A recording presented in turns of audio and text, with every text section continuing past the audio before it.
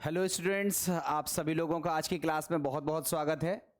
Student, जैसा कि आप सभी को मैंने कहा था कि हम लोग चैप्टर को कंप्लीट करने के बाद एनसीईआरटी एग्जाम्पलर के जो भी क्वेश्चंस हैं उन सभी को सॉल्व करेंगे। तो आज हम एनसीईआरटी एग्जाम्पलर के क्वेश्चंस को सॉल्व कर रहे हैं। चैप्टर का नाम है halo alkane and hello arene, और इस चैप्टर में हमारे जो भी क्वेश्चंस हैं उन क्वेश्चंस को आप तब बहुत अच्छे से सॉल्व कर पाओगे जब आपने ये पूरा चैप्टर अच्छे से पढ़ा होगा, रिवाइज किया होगा। अब हम लोग ऑब्जेक्टिव क्वेश्चंस को जब सॉल्व करेंगे तो हमें बहुत सारी चीज़ों की रिक्वायरमेंट होगी, और यदि आपने चैप्टर पढ़ा होगा तो आपको ये क्वेश्चंस बहुत अच्छे लगेंगे। तो आइए बिना टाइम को वेस्ट करे हुए हम लोग डायरेक्टली क्वेश्चंस की तरफ स्विच करते हैं। बच्चों, हमने आपको बताया किताब ये कौन सी है, एनसीईआरटी एग्जाम्पलर।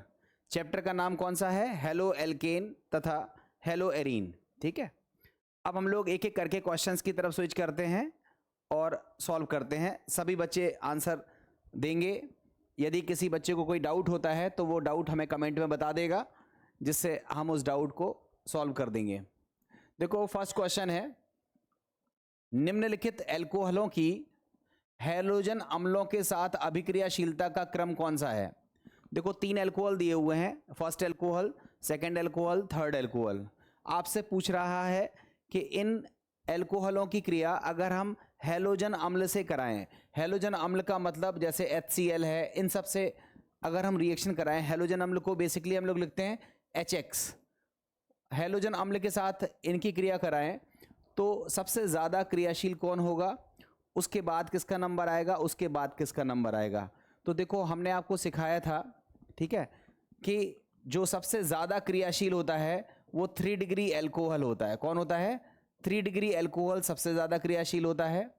उसके बाद एल्कोहल कौन सा होता है, 2 डिग्री एल्कोहल, उसके बाद 2 डिग्री एल्कोहल, और लास्ट में 1 डिग्री एल्कोहल क्रिया करता है।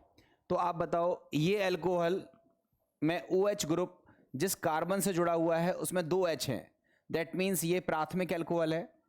ये OH जिस कार्बन से अटैच है उस पर केवल 1 H है, बाकी तो कार्बन जुड़े हुए हैं, तो ये हमारा 2 डिग्री एल्कोहल है। और ये OH ग्रुप जिस कार्बन से अटैच है उस पर एक भी हाइड्रोजन नहीं है, तो ये 3 डिग्री एल्कोहल है। तो आप बताओ सबसे ज़्यादा क्रियाशील कौन होगा, C, उसके बाद नंबर पर कौन आएगा, B, और लास्ट में कौन आएगा, A। तो ये हमारी क्रियाशीलता का घटता क्रम होगा CBA, that means option number 2 जो है वो करेक्ट होगा। क्वेश्चन समझ में आ गया होगा। कोई डाउट अगर रह जाता है आप लोगों को, आप हमें कमेंट में पूछ सकते हो या पर्सनल मैसेज करके भी आप अपने डाउट्स को पूछ सकते हो। अब हम लोग आते हैं सेकंड क्वेश्चन की तरफ। देखो, सेकंड क्वेश्चन है, निम्नलिखित में से कौन सी एल्कोहल रूम टेम्परेचर, कक्ष ताप पर सांद्र HCl के साथ अभिक्रिया करके एल्किल क्लोराइड देता है। ठीक है, रूम टेम्परेचर पर। आप बताओ, आपसे पूछ रहा है कौन सी एल्कोहल, मतलब एल्कोहल 4 ऑप्शन में अलग अलग तरीके की दी हुई है। देखो, ये जो एल्कोहल है वो 1 डिग्री है, ये वाली जो एल्कोहल है वो 2 डिग्री है, ये वाली एल्कोहल 1 डिग्री है, और ये वाली एल्कोहल 3 डिग्री है। आपको अभी अभी सिखाया सबसे ज़्यादा क्रियाशील कौन होता है, 3 डिग्री एल्कोहल। तो रूम टेम्परेचर पर रिएक्शन कौन करेगा, जो ज़्यादा क्रियाशील होगा, दैट मीन्स इसका आंसर होगा 4th। ठीक है, 1 डिग्री और 2 डिग्री को अगर हम क्रिया करवाना चाहते हैं तो हमें तापमान बढ़ाना पड़ेगा, क्योंकि इनकी क्रियाशीलता कम होती है। तो यहाँ पर हमारा आंसर होगा 4th, दैट मीन्स ये जो एल्कोहल है उसकी अगर हम सांद्र HCl के साथ क्रिया कराएंगे तो रूम टेम्परेचर पर ये रिएक्शन हो जाएगी और हमारा आंसर होगा 4th। अब हम लोग आते हैं नेक्स्ट क्वेश्चन की तरफ। बच्चों देखो, हमारा नेक्स्ट क्वेश्चन है, नेक्स्ट क्वेश्चन में हम बात कर रहे हैं, निम्नलिखित अभिक्रिया में यौगिक Y को पहचानिए। देखो, ये हमारे पास है एनिलीन, इसको हम बोलते हैं एनिलीन। आपको सिखाया हुआ है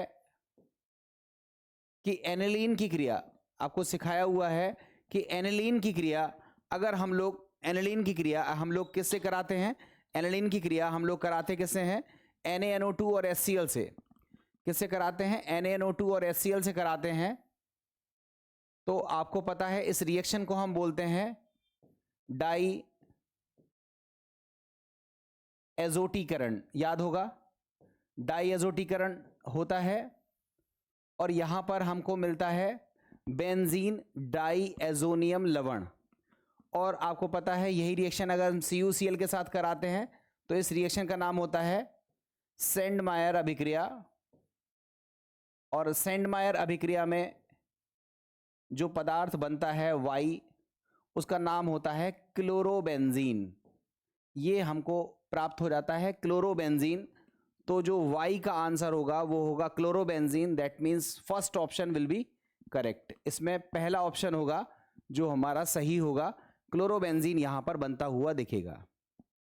अब हम लोग देखते हैं नेक्स्ट क्वेश्चन। देखो नेक्स्ट क्वेश्चन को समझना। देखो नेक्स्ट क्वेश्चन हमारा है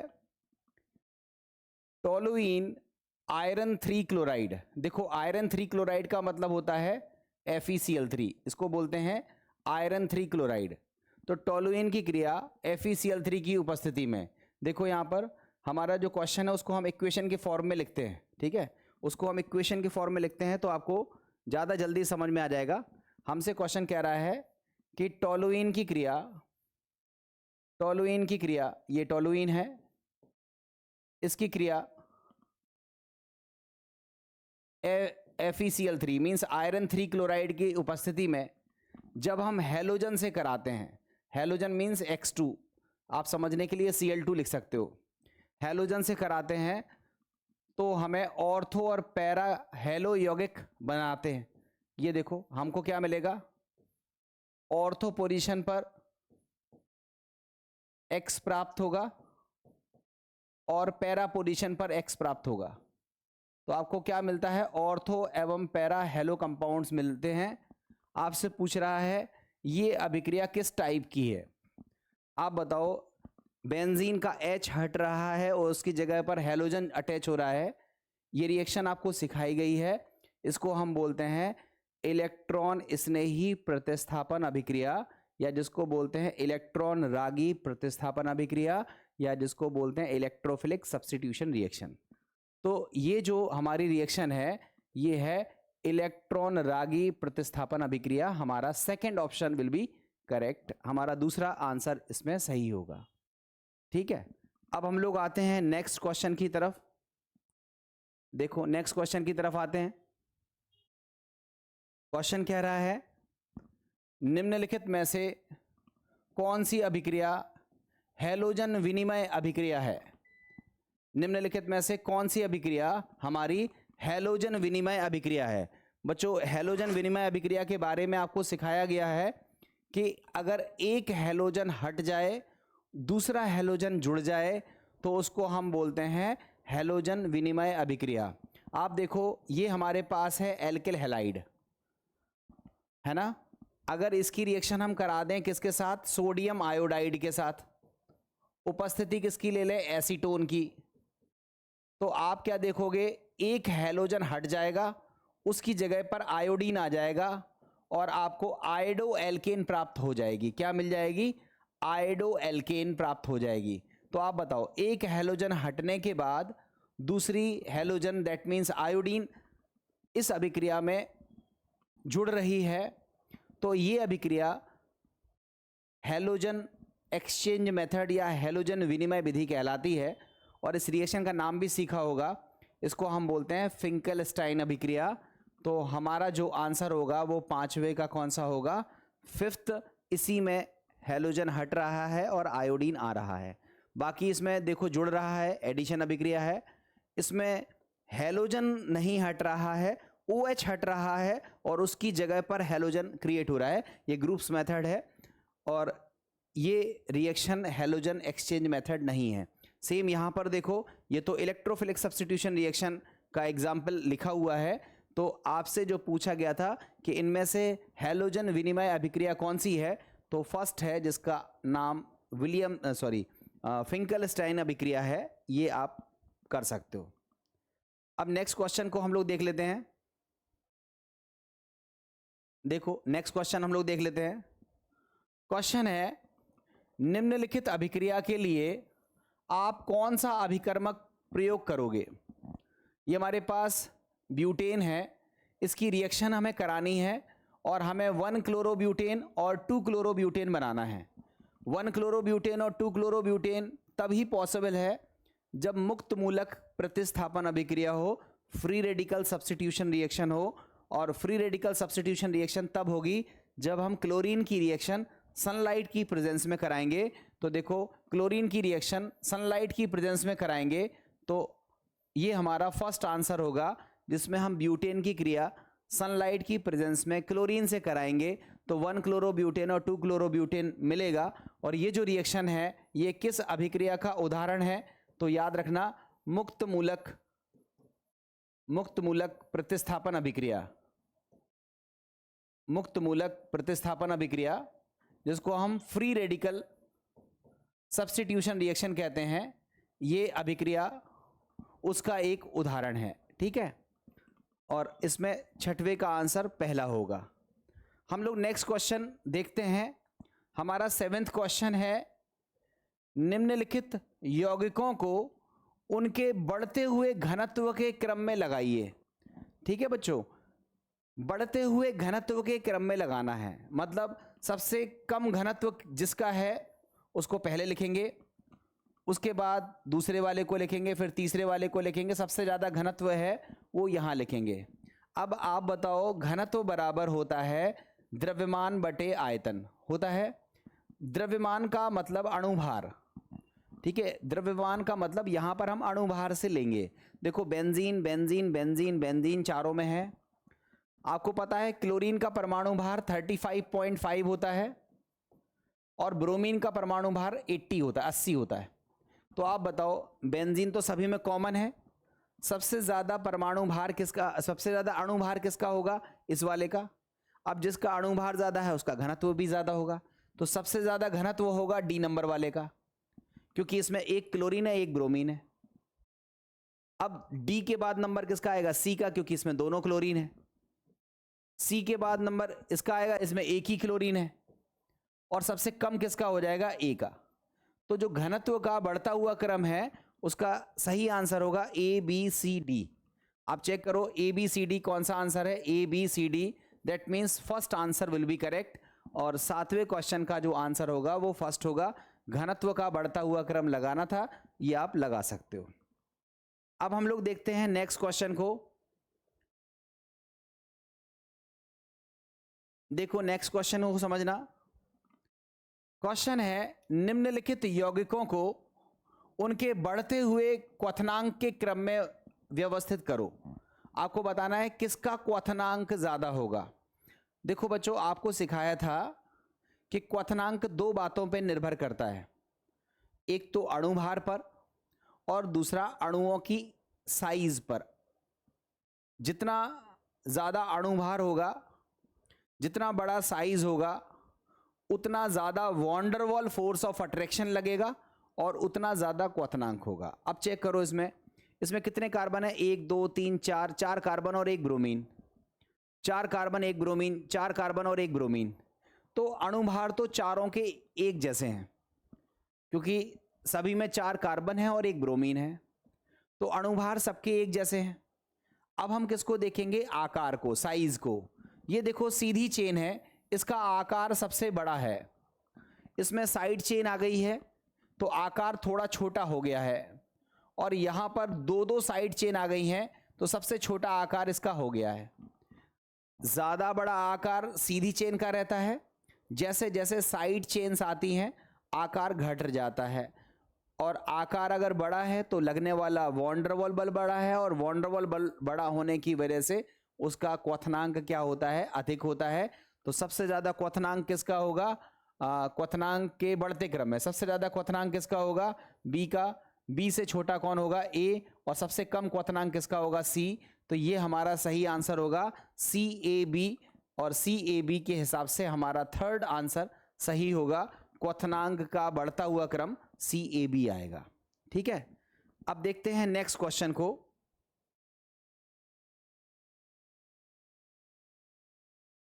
देखो नेक्स्ट क्वेश्चन समझना, आपसे कह रहा है निम्नलिखित में से किस अणु में तारांकित कार्बन परमाणु असममित है। देखो असममित कार्बन को सिखाया था ऐसा कार्बन जिसके चारों तरफ अलग अलग तरीके के ग्रुप्स जुड़े हों, जिसके चारों तरफ अलग अलग तरीके के ग्रुप्स जुड़े हों, ऐसे कार्बन को हम असममित कार्बन कहते हैं। आपको यही छांटना है कि 4 ऑप्शन है, स्टार हमने सब पर लगा दिया है, आपको बताना है कौन सा असममित कार्बन है। तो आप क्या देखोगे, अगर चारों ग्रुप अलग अलग हैं तब वो असममित है, और अगर चारों ग्रुप अलग अलग नहीं है तब फिर वो असममित की कैटेगरी में नहीं आएगा। तो आपको असममित बताना है। आप देखो एक ग्रुप अलग है, दूसरा ग्रुप अलग है, तीसरा ग्रुप अलग है, चौथा ग्रुप अलग है, ये कार्बन तो असममित है। तो हमारा ए आंसर तो लग रहा है। उसके बाद देखो ये ग्रुप अलग है, Br है, ये ग्रुप अलग है, Cl है, ये ग्रुप अलग है, D है, और ये ग्रुप अलग है, ये भी असममित कार्बन को रखता है। यहाँ देखो OH अलग ग्रुप है, H अलग ग्रुप है, मैथिल अलग ग्रुप है, एथिल अलग ग्रुप है, ये भी कार्बन कैसा है, असममित रखता है। इसमें देखो H और H देखो सेम है ना, तो ये वाला असममित कार्बन नहीं है। तो असममित कार्बन किस किस में पाया जा रहा है, पहले में, दूसरे में और तीसरे में, मतलब ABC आंसर कहाँ दिख रहा है, दूसरे वाले में, A, B एंड C। ये हमारा सही आंसर होगा कि असममित कार्बन किस में मौजूद है, आंसर है A, B and C। Next question को देखो बच्चों, ये एक अच्छा क्वेश्चन है, इसको करने का थोड़ा तरीका भी अलग है, आप इसको सीखना। अगर आप इसको सीख जाओगे तो ऐसे कई सारे क्वेश्चंस आप लोग खुद से भी कर सकते हो। देखो क्वेश्चन है, निम्नलिखित में से कौन सी संरचना नीचे दिए हुए अणु का प्रतिबिंब रूप है। ये एक संरचना दिया हुआ है और आपसे पूछ रहा है कि इसका प्रतिबिंब रूप कौन सा है। चॉइस आपके पास ये है, ये 4 दिए हुए हैं और ये प्रतिबिंब रूप आपको बताना है। ठीक है, देखो प्रतिबिंब रूप कैसे बताते हैं उसका तरीका सीख लो। देखो सबसे पहले आप इस तरीके के स्ट्रक्चर को समझो, जिसमें वेज टाइप के ये बने रहते हैं, फ्लाइंग वेज स्ट्रक्चर जो आपका रहता है। इस स्ट्रक्चर में आपको सबसे पहले नंबरिंग करनी है। देखो ब्रोमीन का परमाणु भार सबसे ज़्यादा होता है, परमाणु क्रमांक सबसे ज़्यादा होता है, इसलिए इसको प्रायोरिटी नंबर 1 देंगे। अब यहाँ देखो 2 कार्बन है और यहाँ 1 कार्बन है, तो प्रायोरिटी नंबर 2 इसको देंगे और प्रायोरिटी नंबर 3 इसको देंगे। 4 को मत लिखो, 1 2 3 लिखो। अब आप 1 के बाद 2 के बाद 3 किस राउंड में चलोगे, आप चलोगे 1 2 एंड 3 क्लॉकवाइज डायरेक्शन में चलोगे, तो इसका कॉन्फ़िगरेशन ऐसा आएगा। ठीक है, इसको हम लोग क्या बोलेंगे, क्लॉकवाइज है ना, इसको हम बोलेंगे R। इसका कॉन्फ़िगरेशन क्या आएगा, R, क्लॉकवाइज है।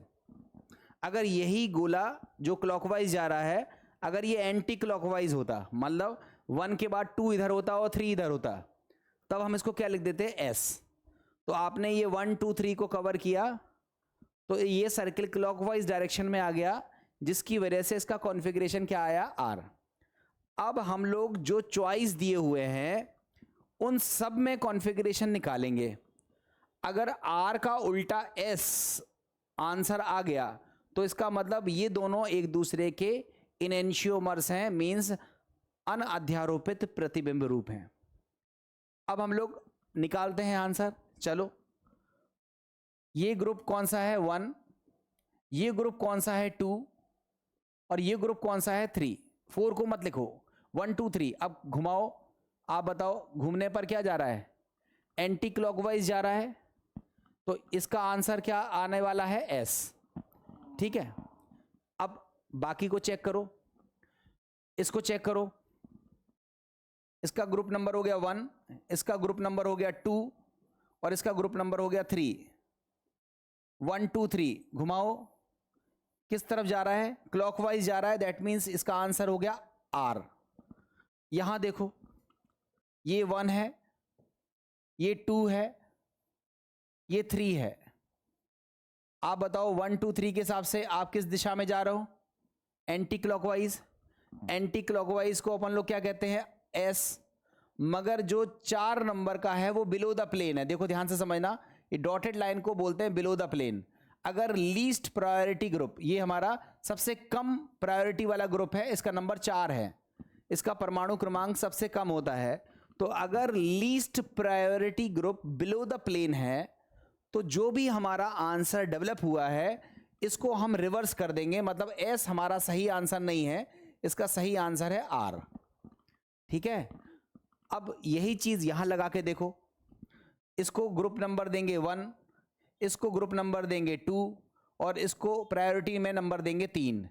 1 2 3 देखो कहां जा रहा है, 1 2 3 एंटी क्लॉकवाइज जा रहा है, तो इसका आंसर आना चाहिए एस। मगर hydrogen that means least priority group below the plane है, इसलिए इसका आंसर एस नहीं होगा, आर होगा।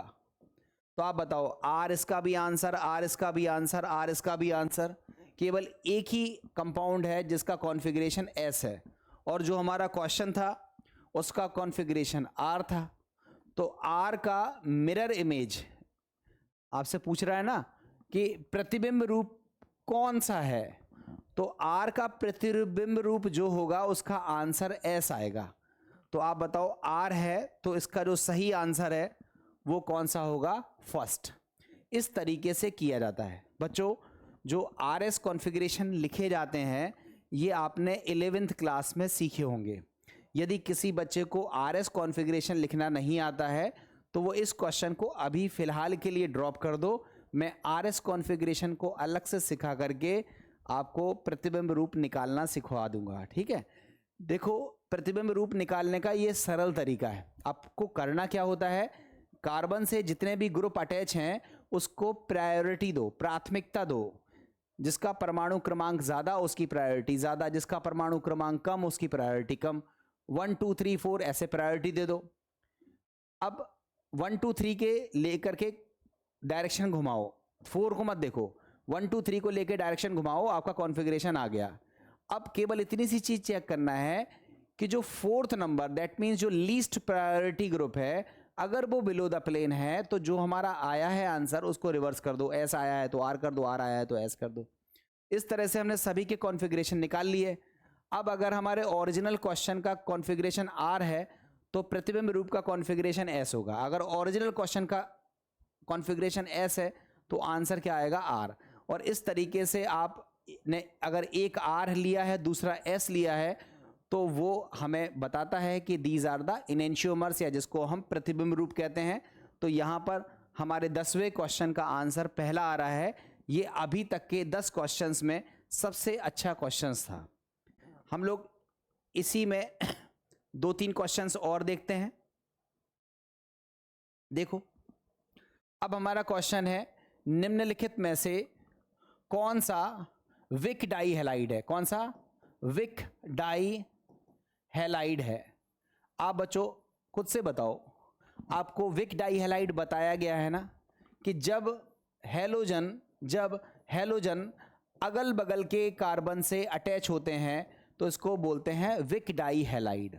और एक ही कार्बन पर 2 हैलोजन होते हैं तो उसको बोलते हैं gem di halide, that means geminal di halide. तो आपसे पूछ रहा है इन चारों में विक डाई हैलाइड कौन सा है, तो आप खुद से देखो 1 2 डाइक्लोरोएथेन, इस ऑप्शन को देखते ही पता चल जाएगा। एथेन मीन्स 2 कार्बन, 1 2 का मतलब 1 कार्बन 1 और 1 कार्बन 2, ये है 1 2 डाइक्लोरोएथेन। इसमें अगल बगल के कार्बन पर 2 क्लोरीन है, तो ये हमारा विक डाई हैलाइड का आंसर है।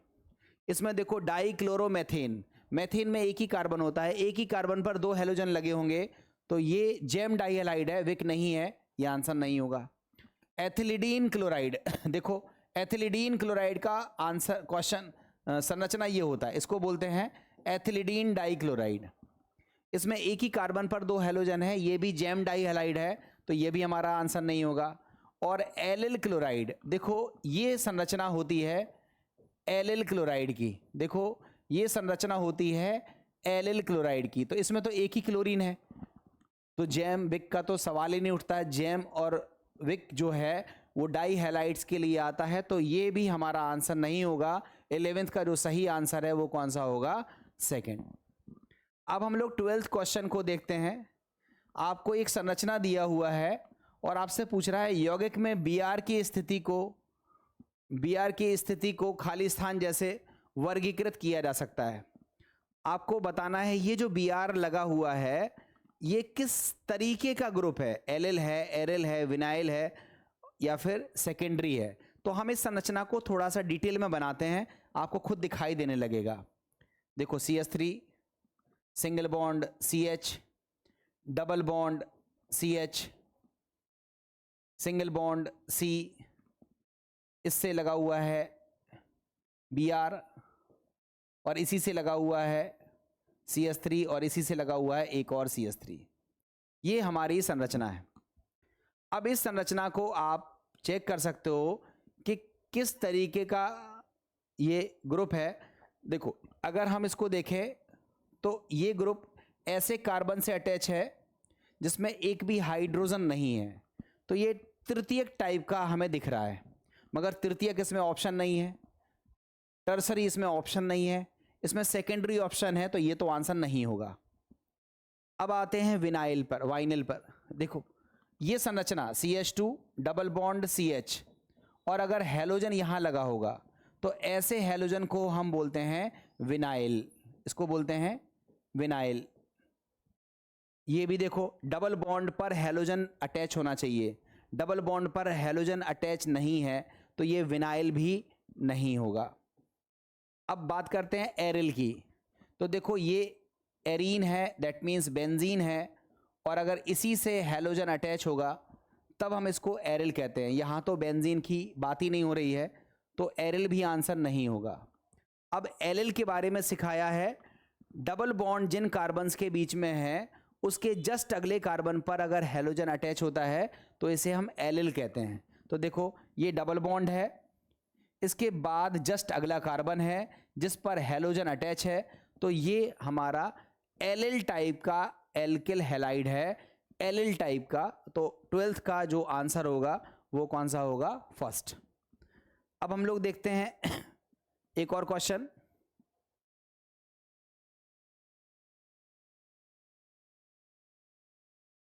देखो नेक्स्ट क्वेश्चन को हम लोग देख लेते हैं।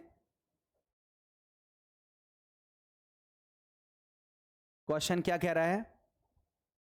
क्वेश्चन कह रहा है क्लोरोबेंजीन को AlCl3 की उपस्थिति में क्लोरीन की बेंजीन से अभिक्रिया द्वारा बनाया जाता है। मतलब बेंजीन की क्रिया अगर हम क्लोरीन से करा दें और उपस्थिति किसकी ले लें? AlCl3 की, तो ये बन जाता है क्लोरोबेंजीन। क्या बन जाता है? क्लोरोबेंजीन। तो आपसे पूछ रहा है इस अभिक्रिया में निम्नलिखित में से कौन सी स्पीशीज बेंजीन वलय पर आक्रमण करती है। अब आप बताओ, ये रिएक्शन है बेंजीन का क्लोरीनीकरण, इसकी मैकेनिज्म आप लोगों ने पढ़ी हुई है। ये रिएक्शन इलेक्ट्रॉन स्नेही प्रतिस्थापन अभिक्रिया का उदाहरण है।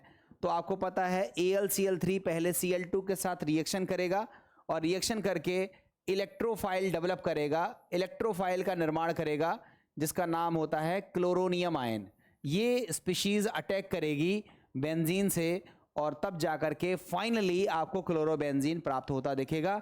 ये इलेक्ट्रोफाइल है, इलेक्ट्रॉन रागी, इलेक्ट्रॉन स्नेही अभिकर्मक है, ये बनेगा और ये अटैक करेगा। तो आप खुद से देखो इसमें से कौन रिएक्शन में पार्टिसिपेट करेगा। उसका आंसर है Cl+, that means chloronium ion जो है वो हमारा बेंजीन पर आक्रमण करेगा। अब हम लोग आते हैं 14th क्वेश्चन की तरफ। 14th क्वेश्चन को हम इसी में देख लेते हैं। एथिलीडीन क्लोराइड क्या है? पहले एथिलीडीन क्लोराइड का फॉर्मूला लिखो, CH3 CH Cl and Cl, इसको बोलते हैं एथिलीडीन क्लोराइड। इसमें दो दो क्लोरीन एक ही कार्बन से अटैच है तो इसको हम बोलते हैं जेम डाई हैलाइड। क्या बोलते हैं?